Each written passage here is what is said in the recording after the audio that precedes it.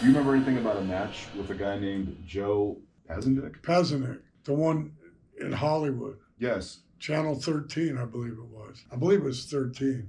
They had wrestling, studio, back when they had studio wrestling. They still film matches from the Olympic Auditorium, but this is a great story. So my dad had a thing called Beat the Champ, right? And my dad was a champ.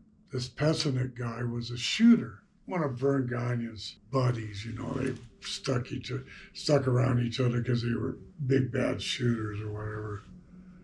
Billy Robinson, those guys. They come up to Joe Pazandak and go, "We want you to drop the fall to Valentine on television." "I'm not going to do that. I'm not going to do that. Just tell him to grab his best hold."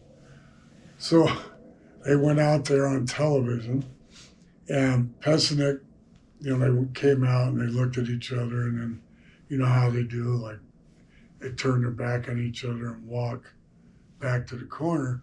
Well, my dad just followed Pessanick right into the corner, and when he turned around, my dad hauled up and punched him in the jaw, broke his jaw.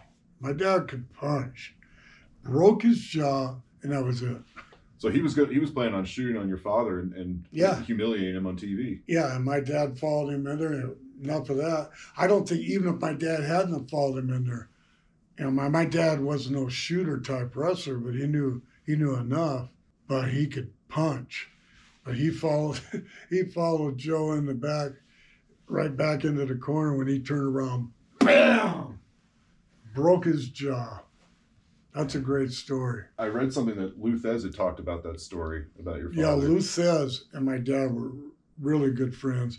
And Lou Thesz wrote his autobiography and said Johnny Valentine was one of the toughest son of a bitches around. Wow. Yeah, and for Lou Thesz to give him that endorsement, that's heavy.